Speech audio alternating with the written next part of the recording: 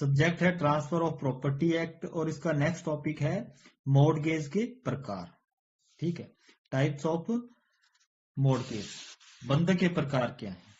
पहले तो आपने देख लिया अभी बंधक कैसे होता है, मॉर्टगेज कैसे होता है, इसके एसेंशियल एलिमेंट्स क्या है, क्या क्या चीजें इसके अंदर होनी चाहिए। ठीक है, अब ये पढ़ेंगे कि बंधक के मॉर्टगेज के प्रकार क्या है, ये कितने टाइप का होता है। ठीक है, मोटे तौर पर ये 6 टाइप का होता है, जिसमें सबसे पहला आता है साधारण बंधक। साधारण बंधक मतलब जिसको सिंपल मॉर्टगेज कहा जाता है। इसके अंदर क्या होता है कि जो प्रॉपर्टी का कब्जा ट्रांसफर नहीं होता, मतलब मैंने अपनी जमीन किसी के पास मॉर्टगेज रखी, लेकिन इसके अंदर क्या होता है कि मैं अपनी जमीन का कब्जा ट्रांसफर नहीं करूंगा, कब्जा मेरे पास ही रहेगा। ठीक है, और ये शर्त रखी जाती है कि यदि बंधककर्ता बंधक धन का संदाय करने में असफल रहे तो बंधकदार ऐसी संपत्ति पर कब्जा प्राप्त कर सकेगा। कहने का मतलब प्रॉपर्टी का कब्जा ट्रांसफर नहीं हुआ, लेकिन एक शर्त रख दी कि भाई साहब अगर पैसे ना दें तो आप इस प्रॉपर्टी पर कब्जा प्राप्त कर सकते हो। और इसमें यह करार किया जाता है, ये एग्रीमेंट किया जाता है, यदि बंधककर्ता जो मॉर्टगेजर है उसके बंधककर्ता बंधक धन का संदाय करने में असफल रहे तो बंधकदार जिसके पास प्रॉपर्टी रखी हुई है वो प्रॉपर्टी का विक्रय करके, उसको सेल करके, जो पैसा है जो उसने पैसे उधार दे रखे हैं, जो ऋण है, उसकी वसूली वो कर सकता है। ठीक है, तीसरा है इसमें बंधककर्ता बंधक धन का संदाय करने का व्यक्तिगत दायित्व अपने ऊपर लेता है। मतलब जो मॉर्टगेजर है वो मॉर्टगेजर से कहता है कि भाई साहब ये पर्सनली मेरी ड्यूटी है कि मैं ही आपका पैसा वापस दूंगा। ठीक है, कहने का मतलब प्रॉपर्टी में से वसूली का इसके अंदर कोई भी प्रोविजन नहीं होता। ठीक है, अब दूसरा सेकंड नंबर पर आता है सशर्त विक्रय द्वारा बंधक, जिसको कंडीशनल सेल भी कहा जाता है। ठीक है, इसके अंदर क्या होता है कि एक व्यक्ति दूसरे व्यक्ति के पास जब अपनी प्रॉपर्टी मॉर्टगेज के रूप में रखता है तब क्या करता है कि मॉर्टगेज के साथ एक कंडीशन लगा दी जाती है। किसकी? सेल की। भाई इतनी तारीख तक अगर पैसे वापस ना दूं तो इस मॉर्टगेज को सेल समझना, विक्रय समझना। कहने का मतलब भाई एक डेट निश्चित की जाती है, अगर मतलब 6 महीने के बाद की कर ली, अगर 6 महीने तक तो ये मॉर्टगेज रहेगा, लेकिन 6 महीने की जो डेट फिक्स की है उस डेट के पूरा होने के बाद जो मॉर्टगेज है वो क्या कहलाएगा, वो सेल का रूप, विक्रय का रूप ले लेगा। ठीक है, इसके अंदर मोटे तौर पे यह कहा जाता है कि यदि बंधककर्ता जिसने अपनी प्रॉपर्टी गिरवी रखी है, ठीक है, द्वारा नियत समय पर जो पैसा है, जो धन जो उसने उधार लिया है, उसको अगर वो वापस नहीं करता, उसका संदाय नहीं करता, तो जो विक्रय है, जो सेल है, वो एब्सोल्यूट हो जाएगा, मतलब पूरा हो जाएगा। भी मान लो भी आज आपने एक एग्रीमेंट कर लिया, अपनी प्रॉपर्टी किसी के पास गिरवी रख दी, मॉर्गेज रख दी। ठीक है, आपने डेट फिक्स कर दी, भाई साहब 6 महीने के अंदर पैसा दे दूंगा। ठीक है, लास्ट डेट ये होगी, अगर इस डेट तक पैसा ना दे पाऊं तो इस मॉर्गेज को सेल समझना। इसको क्या कहते हैं? Conditional cell. ठीक है, साथ में शर्त रख दी, सशर्त विक्रय द्वारा बंधक। ठीक है, अगर आपने पैसा ना दिया तो वो मॉर्गेज क्या हो जाएगा, आपकी प्रॉपर्टी फिर गई, उसको विक्रय समझा जाएगा, उसको सेल समझा जाएगा। अब मान लो भी आपने टाइम से पहले पैसा दे दिया तो प्रॉपर्टी आपकी वापस हो जाएगी। जो आपने सेल का एग्रीमेंट किया है, कंडीशनल सेल का किया है, जो शर्त रखी है विक्रय की, वो वहीं खत्म हो जाएगी। ठीक है, इसके अंदर दूसरा पॉइंट है कि यदि बंधक धन का संदाय कर दिया जाता है तो विक्रय जो आपने सेल की कंडीशन रखी है वो शून्य जीरो हो जाएगा, उसका कोई प्रभाव नहीं रहेगा, वो निष्प्रभावी हो जाएगा।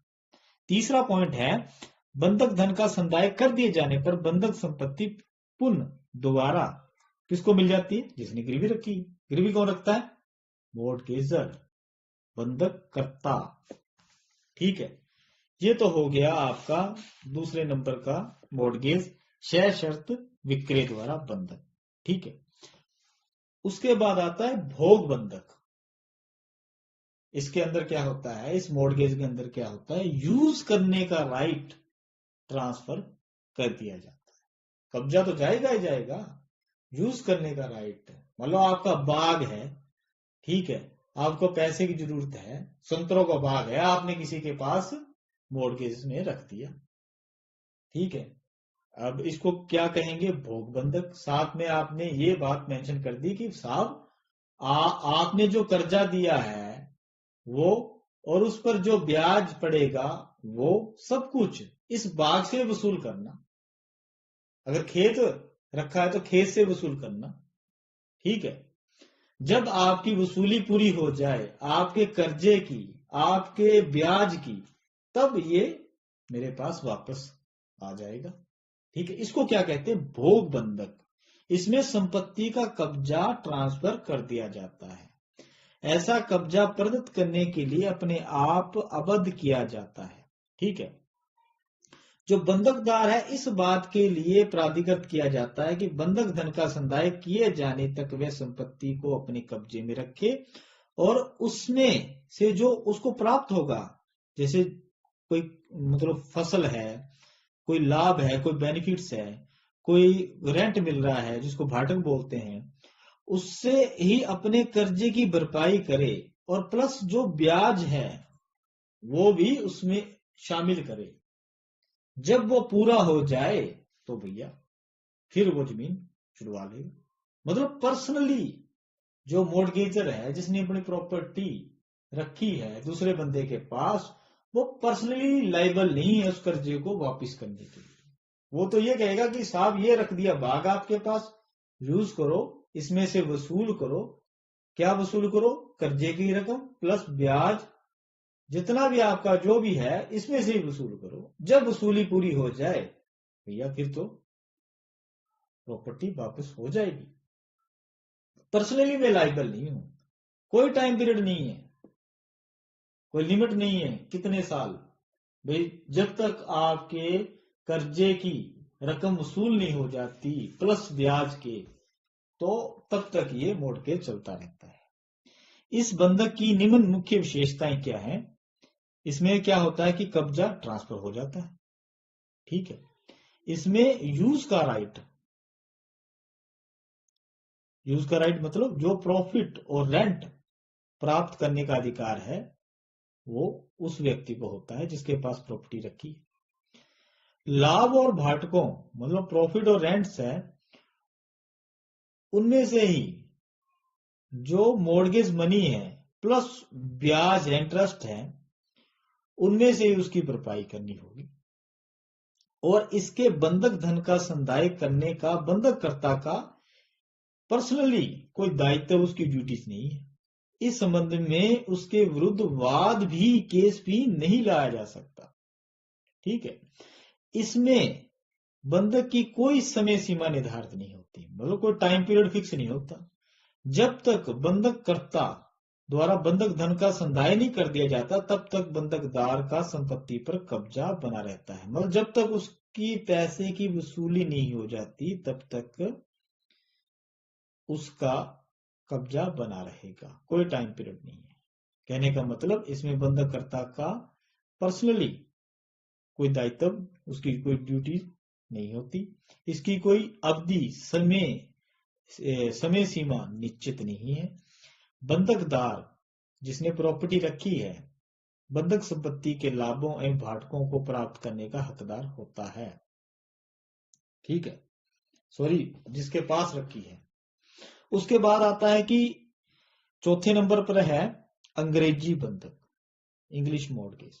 ठीक है, ये एक ऐसा मॉर्गेज है जिसके अंदर बंधककर्ता जिसने प्रॉपर्टी रखी है किसी के पास, उसके द्वारा बंधक संपत्ति का कब्जा एब्सोल्युटली बंधकदार को इस शर्त के साथ सौंप दिया जाता है कि एक निश्चित डेट को, एक फिक्स डेट को बंधक धन, जो पैसा उधार लिया है, उसका संदाय कर दिए जाने पर बंधक संपत्ति का कब्जा बंधककर्ता को लौटा दिया जाएगा। कहने का मतलब एक डेट फिक्स कर दी जाती है, इस डेट को मैं आपके पैसे दे दूंगा और मैं अपनी प्रॉपर्टी को छुड़वा लूंगा। तो इसको क्या बोलते हैं? English mortgage. इसमें बंधककर्ता जो मॉर्गेजर है उसके द्वारा नियत तिथि को, एक फिक्स डेट को बंधक धन का संदाय करने का दायित्व अपने ऊपर लिया जाता है। भी मैं आपके पैसे इतनी तारीख तक वापस कर दूंगा और बंधक संपत्ति का कब्जा एब्सोल्युटली तौर पर बंधकदार को प्रदत्त किया जाता है और नियत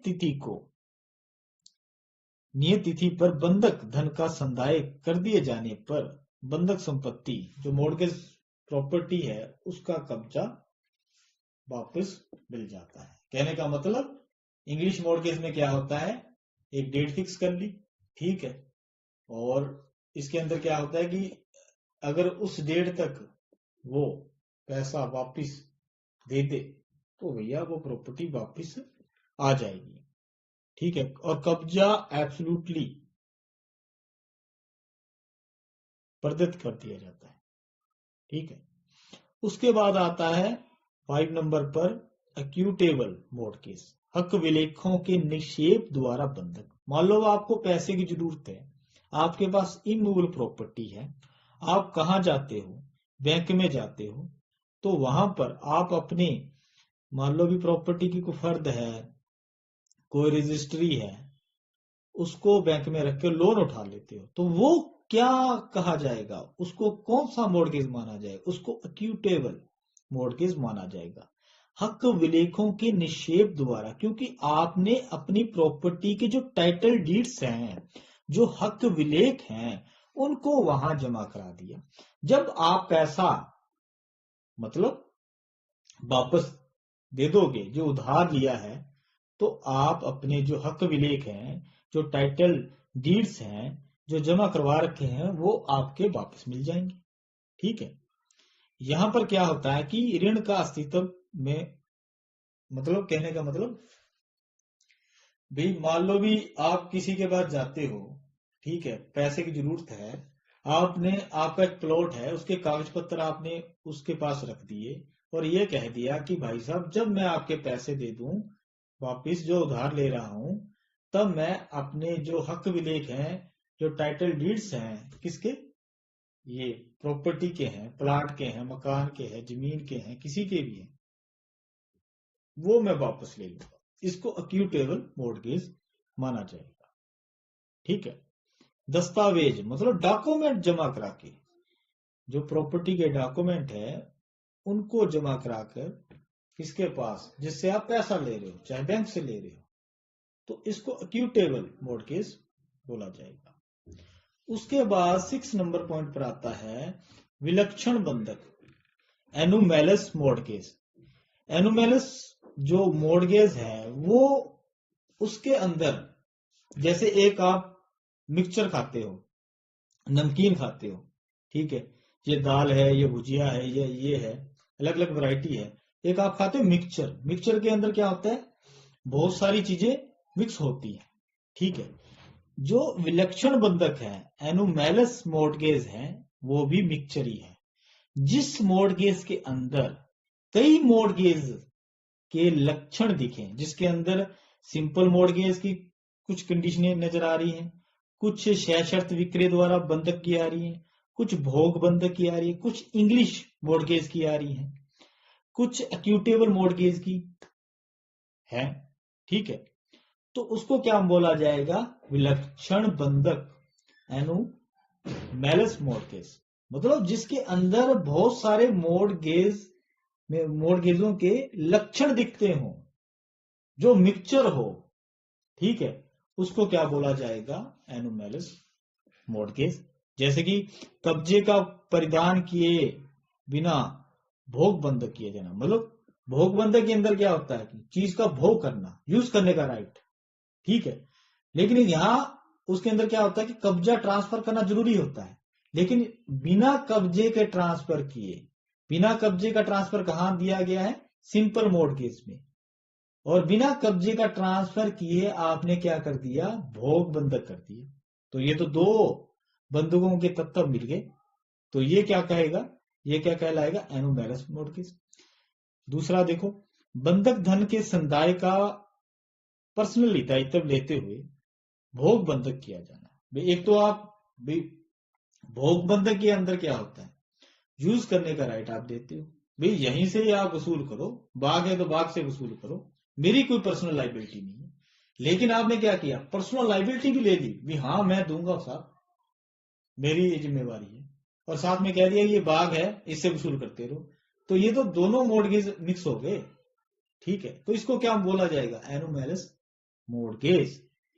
तीसरा है विक्रय की शर्त के साथ भोग बंधक, मतलब विक्रय की शर्त, कंडीशनल टू सेल आपने लगा दिया, एक तो शर्त रख दी कि इतनी तारीख तक पैसे ना दूं, तो इस मोर्गेज को सेल समझना, विक्रय समझना, साथ में आपने यूज करने का राइट भी उसको दे दिया, या वसूल भी करते रहो।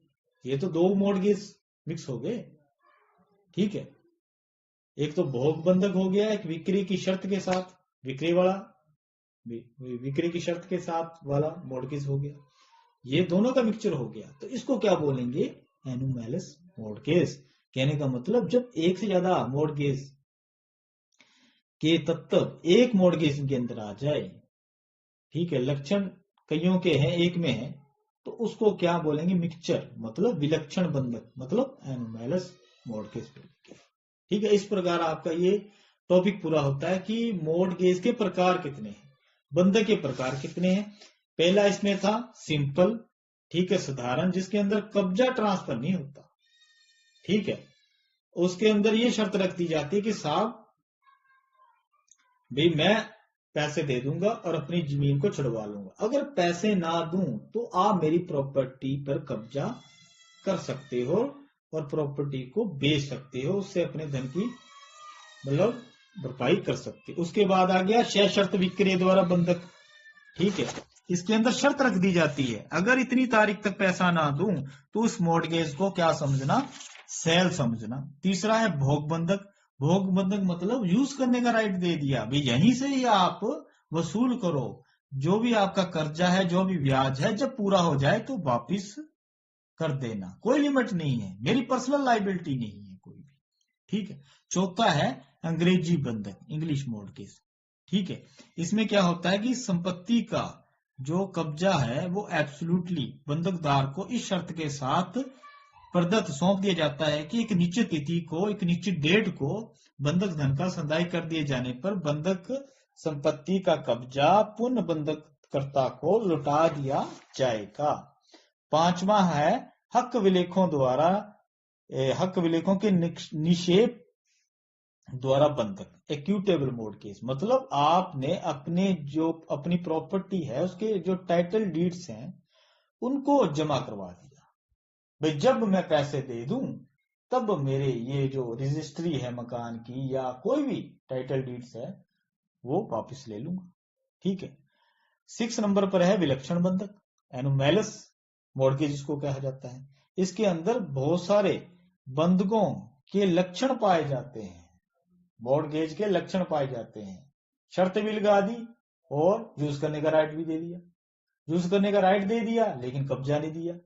तो एक से ज्यादा मोर्गेज के लक्षण किसी मोर्गेज में दिखाई दिए जाएं, दिखें, तो वो कौन सा है, वो विलक्षण बंधक है। इस प्रकार आपका ये टॉपिक पूरा होता है कि बंधक मोर्गेज के प्रकार कितने हैं, ठीक है।